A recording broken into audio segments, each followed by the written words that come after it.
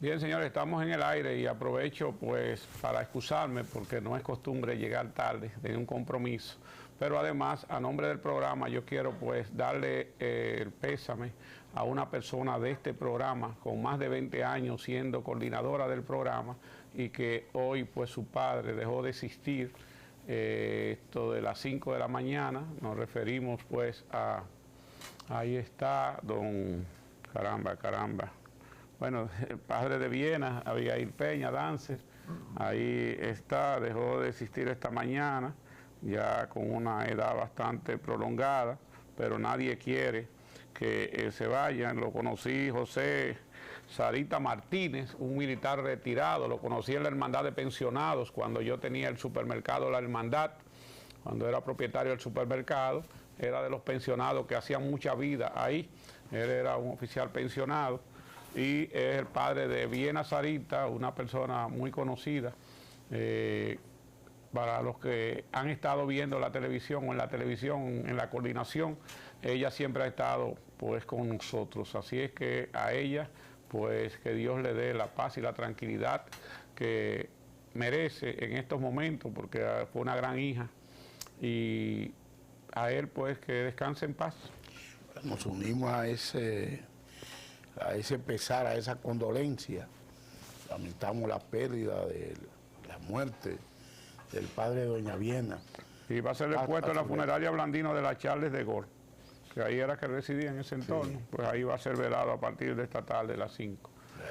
Bueno, dejaba una pregunta, Heraldo, en el aire. No sé si quieres que te la recuerde, la recuerdas muy bien. La recuerdo muy bien. Adelante. Las vías, mira, la embajadora Sonia Guzmán y el gobierno dominicano indudablemente están buscando una vía de aproximación bilateral.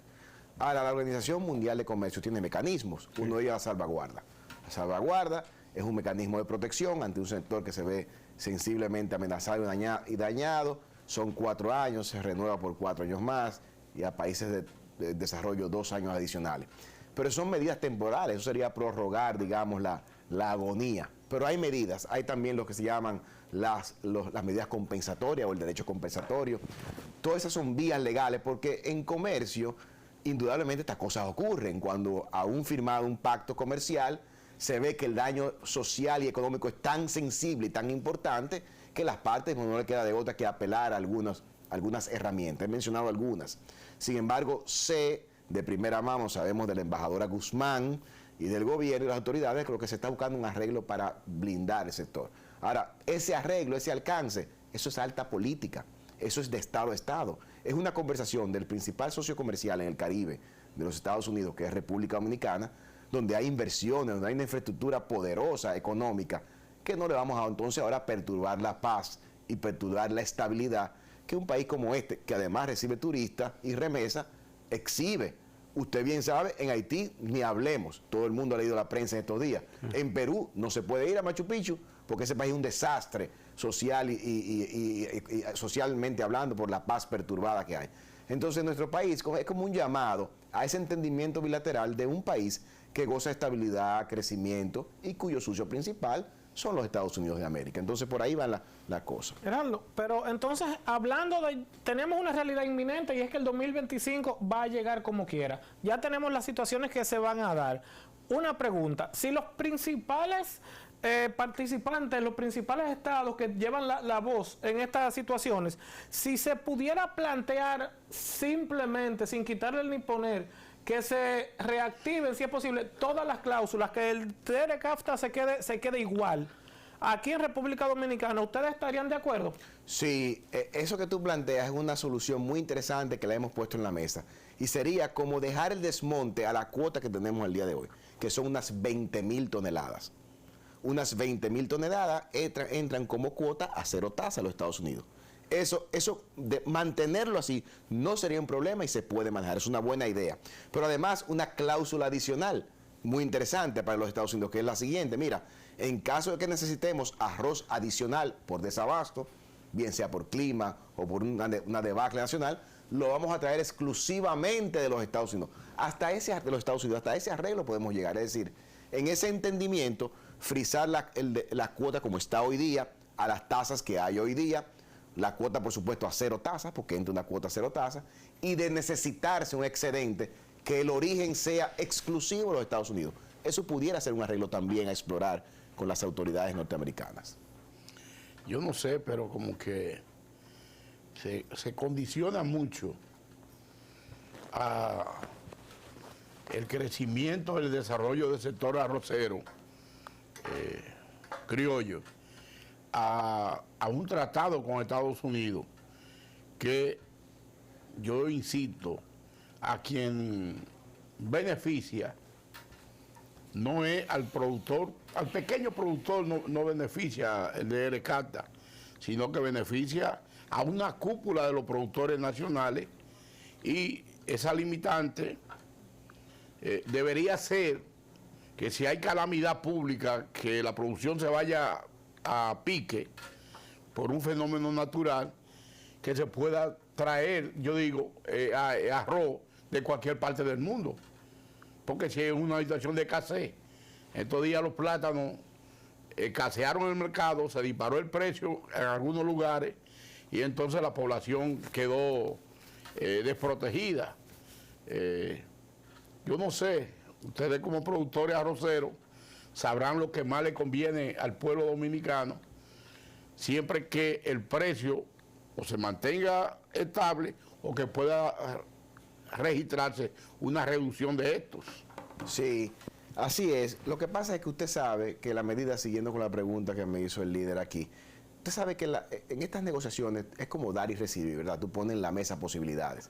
Pero indudablemente la consigna nuestra es sostener la producción nacional, preservarla, ir mejorando, mecanizando y optimizando, porque el discurso de mejorar nunca va a parar. Yo lo aclaro. Nosotros tenemos 20 años preparando, y los próximos 20 años la industria recibirá grandes avances como ha ido exhibiendo todos los años. Entonces, seguir mejorando, seguir invirtiendo y programando la siembra con semillas de calidad e inversión genética para mejoramiento de semillas. Las industrias de los molineros están casi todas a la más alta tecnología y los precios están estables con un arreglo que hay en la Comisión Nacional Arrocera, donde al productor le llega su dinero a tiempo y al consumidor se mantiene los precios estables. Esa estabilidad, esa paz, esa solvencia en soberanía alimentaria que tiene este país, sabiendo nosotros las calamidades que son posibles en el mundo, yo creo que no se puede negociar. Yo creía que ustedes estaban altamente preparados, porque he visto que de una cosecha que se hacía y después del retoño, ahora se hacen hasta 3 cosechas, según tengo entendido. Algunas ya fincas productoras están avanzadas. Estábamos en condiciones, pero todavía nos falta mucho para llegar a esos niveles, ¿verdad? O sí, para que las fincas todas estén en condiciones de una alta producción y productividad. Sí, ha mejorado mucho, porque también tiene mucho que ver con la semilla, con la variedad genética. Y ahora hay variedades genéticas muy productivas, que tienen siempre sus debilidades y sus fortalezas, pero eso se ha ido mejorando. Y en cuanto a la programación de siembra y cosecha, lo ideal son 2 cosechas. 2 cosechas. Y hay un retoño siempre, pero 2 cosechas, porque de todo modo la tierra, vamos a decirlo entre comillas, debe descansar, debe renutrirse de aquellos elementos básicos que hacen la productividad. Entonces, ha habido un trabajo hasta de concientización del productor. Ha habido un trabajo de tecnificación del campo, indudable. Nuestro país sigue produciendo arroz. Es lo que no queremos es perder esta estructura y estas inversiones. Se ha contemplado variar, porque he visto economistas y personalidades inclusive del país haciendo planteamientos de que hay productos que serían más rentables que el arroz y que pudieran los arroceros migrar a esos productos. En los arroceros la conciencia, el sentimiento, ¿le arropa el ver esa posibilidad o esa posibilidad no es viable? No, no es viable. Eso es un decir, porque los libros de economía dicen, no, la sustitución de cultivo, el reemplazo del mecanismo productivo. Pero yo le voy a decir un término muy simple. Imaginemos que yuca, que queremos agarrar yuca y plátano, sí, y sembramos 1.500.000 tareas de yuca. ¿Qué usted cree que va a pasar con el precio de la yuca en 3 meses? El suelo. No lo levanta nadie, pero agarremos cebolla. Porque es que, mira lo que pasa en el arroz. Esa cantidad de terreno se da en un país que consume arroz, pero el arroz es un producto perecedero y almacenable, pero el arroz es un producto que lo podemos pasar por un molino y reconstituirlo y limpiarlo. Es decir, en un producto no perecedero, sustituir no es tan fácil. ¿Y el mercado para dónde? ¿Cuál producto? ¿Cuál producto está en la boca, en la mesa de los dominicanos? Sustituible, ninguno. O sea, aquí hay un entramado productivo fruto de la reforma agraria de Balaguer, desde los años 60 y 70, que ha creado que el país tenga su comida garantizada, pero además en minifundios, pulverizados, tierras pequeñas. Entonces es un entramado productivo en torno a un bien noble. Los cereales son nobles y por eso las reservas globales de alimentos están en cereales, pero es porque no se dañan. O sea, hay un entramado ahí. Entonces, esa respuesta económica de sustituimos con cualquier cosa, no es verdad, no es verdad. Entonces, además, ¿qué país, siendo isla, va a entregar, repito, la comida que tiene las kilocalorías necesarias? Porque, oye, para subsistir el arroz con huevo es suficiente, por decir algo, porque es kilocaloría con proteína. Entonces son un bondades. país que hay gente que si no comen arroz al día le duele la cabeza. No han comido, son bondades únicas, señores, únicas. El arroz es el primer alimento global en reservas, el primero. Producto político. Y en este país es un producto político porque son 32.000 productores, 80.000 empleos directos e indirectos, más 22 provincias de siembra de arroz, y 14 de ellas es la actividad principal, 300.000 familias, y las economías locales, que todos los que estamos en esta sala, que hemos ido, por ejemplo, a la provincia de Duarte, sabemos que esa tierra arrocera, los salones de belleza, los talleres, las farmacias, los comedores, todos dependen del arroz. Es una microeconomía local en el país que lleva una estructura productiva que, de no estar, sería convertir esa provincia en parques de delincuencia. ¿Tienen ustedes un registro Yo lo paso a buscar ahora. de dónde es mayor la productividad por tarea de arroz en República Dominicana? Sí, sí. Mire, aunque, repito, eso va muy alineado a la técnica del productor, eso va muy alineado a la semilla, eso va muy alineado a lo que en esa provincia pudo haber ocurrido a nivel de lluvia y sol. Hay una relación entre humedad y sol que el arroz es muy importante. Sin embargo, está claro que en la línea noroeste, allá en la línea, hay alta productividad. Hay alta productividad. ¿Cuánto se está produciendo por tarea? ¿Cuántos sacos? Mire, yo conozco productores que han sacado 6 sacos por tarea, 5. El promedio es 3.8, pero ha mejorado. Hace unos años eran 2.5. Ustedes lo recuerdan muy bien, porque ustedes están en el sector de hace siglos. Entonces, pero respondiendo a su pregunta, en la línea, pero en el Cibao Central pudieran sorprender a algunos productores de 5 y 6 sacos por tarea. El país ha mejorado en productividad en arroz sorprendentemente. No estaremos a los mayores niveles globales, ni mucho menos, pero tampoco es verdad que estamos en el piso. ¿Y la reserva al día de hoy de arroz en factoría? En el último inventario, que tengo el dato, habían 5.8 millones de quintales. El país consume más o menos 1.100.000 mensual. Estamos hablando que vamos a entrar a la cosecha de primavera con 3 millones de quintales. Es una reserva suficiente para cualquier inconveniente tener como suplir. Pero la cosecha está puesta ya, la siembra está puesta, y en un mes más ya estamos viendo arroz fresco. Gerardo, ¿están unificados los productores de arroz? Más que nunca. Ustedes representan la unión completa. ¿Qué es la Unión Arrocera Dominicana? Sí. Son los productores, FENARROZ, todos los productores, los parceleros de reforma agraria, las factorías de los parceleros de reforma agraria, las asociaciones, ADOFA, por supuesto, que son las factorías de arroz Los Molineros, están los dueños de empresas de fertilizantes, agroquímicos, maquinarias, equipos, todo el sector cuyo entramado principal está unificado en la Unión Arrocera Dominicana, la cual me honra representar y ser su vocero. Qué bueno, Gerardo. Yo participaba cuando era presidente de la federación, en aquellos tiempos, era Félix Vázquez, sí, este muchacho de La Vega, que Moya. Estaba Moya, y también Miranda. Exacto, mucho de eso, Manolito.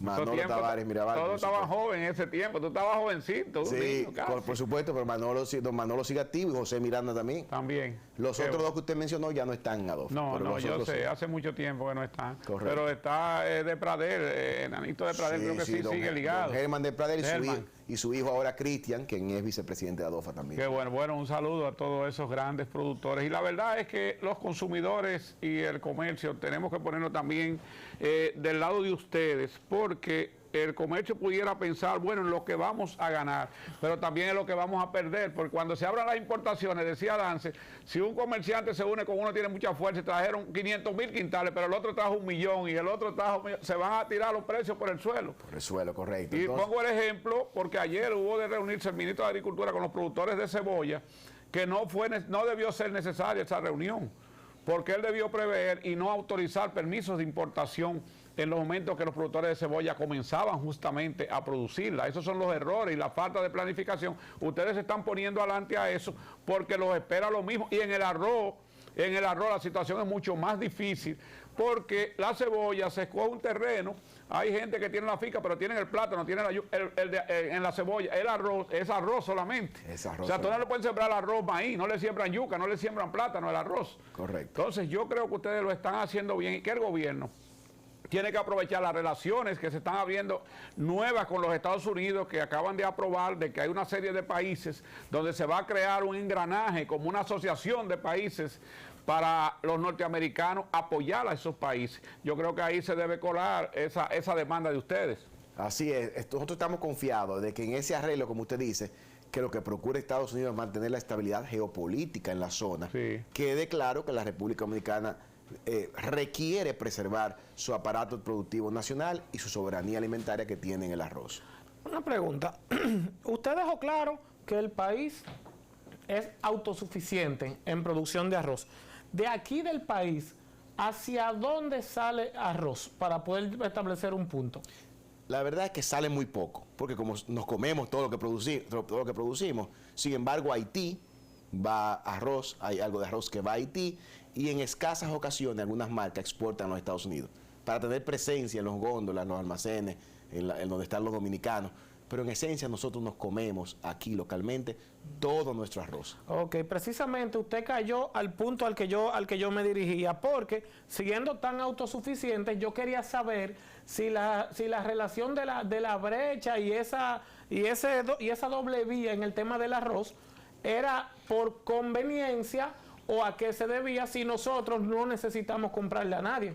No, la verdad es que por conveniencia, como tú bien dices, porque nosotros somos autosuficientes ahora en agropecuaria. Recordemos que cualquier incidente de la naturaleza o cualquier situación nacional pudiera demandar, sobre todo de orden de la naturaleza, de lluvia, de clima, pudiera mermar la producción y entonces vernos la necesidad de traer arroz.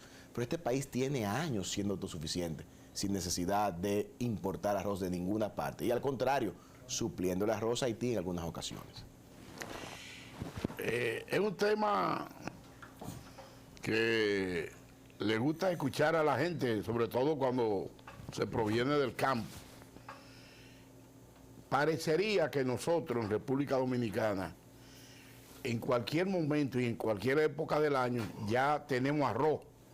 Aquí se recolecta arroz, yo creo que el año entero. Porque, por ejemplo, yo que vengo de una zona donde hay arroz, por el frente de mi casa, no creo que pase 3 días, sin que pasen los camiones cargados, repletos de arroz que sale de finca. Y parece que los productores de arroz tienen grandes beneficios al día de hoy en el país, porque hasta una tarea tiene un precio por encima de los demás rubros, una tarea dedicada al cultivo de arroz, por lo menos en el Cibao.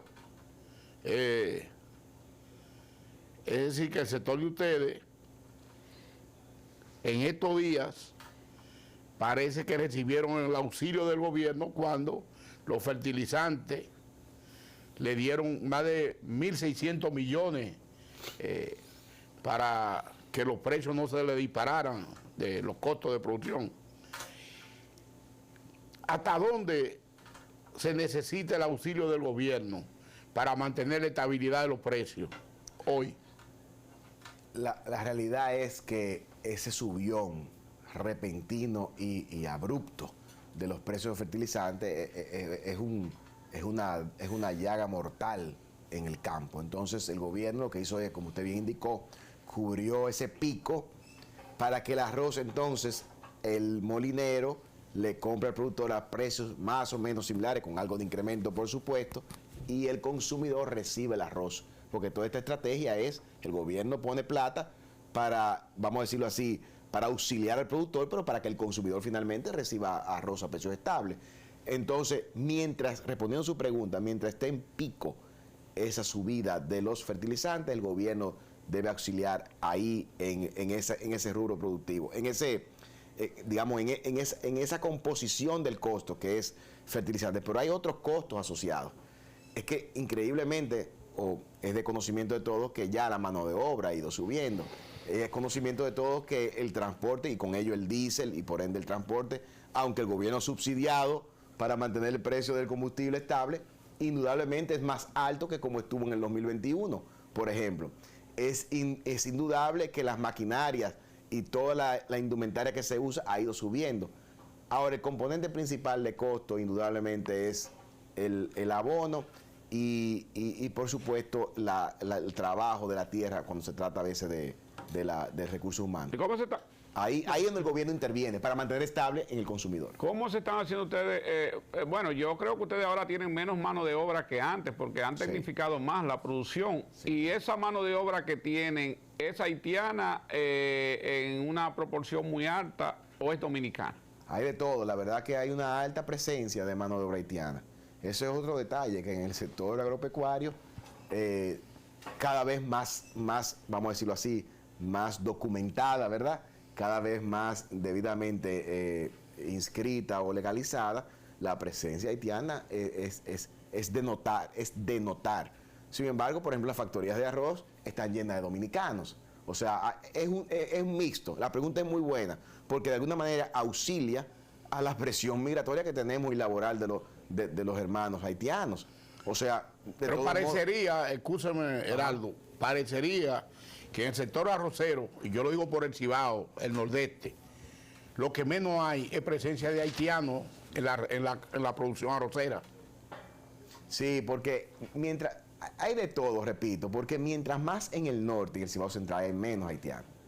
O sea, eso tiene su composición y su distribución, pero es innegable la presencia haitiana. Ahora, no en su mayoría, no es que todo el que trabaja en campo, y como bien señaló el líder allá, realmente ha bajado la utilización de mano de obra directa en el campo. Si ustedes ven ya cómo que se está sembrando, recolectando y haciendo muros, eso es bellísimo, estamos con la más alta tecnología. O sea que yo diría, la respuesta es que la producción del campo y en factorías es mixto. Y repito, en las factorías hay más presencia dominicana que haitiana. ¿Dónde hay mayor rendimiento? ¿Plantando la semilla o tirando la semilla de manera directa?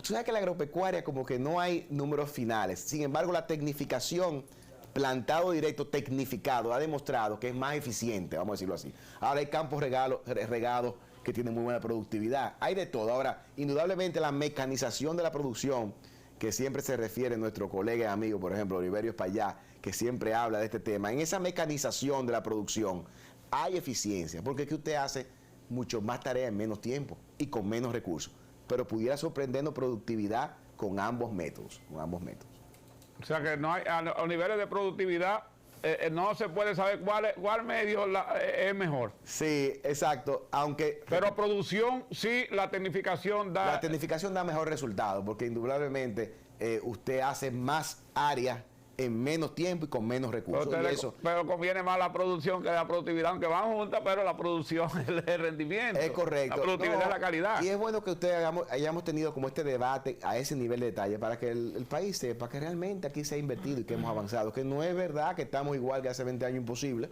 Hace 20 años eran menos de 7 millones de quintales. Es que ese es el propósito de este programa, que el pueblo entienda a nuestros invitados y nosotros tratar de intercambiar con los invitados para que puedan darle contenido a los que vinieron al programa. Pues no hacemos nada con sentarlo a usted ahí cuando salga, bueno, el pueblo no entendió nada, pero ahora no, con esta participación suya, ya todo el mundo está documentado de lo que está pasando y lo que tenemos en el país. Y seguro que ustedes van a recibir el apoyo de la población después de exponerse a estos programas para dosificar a la población de cómo estamos de calidad, cómo estamos creciendo en la producción que no necesitamos.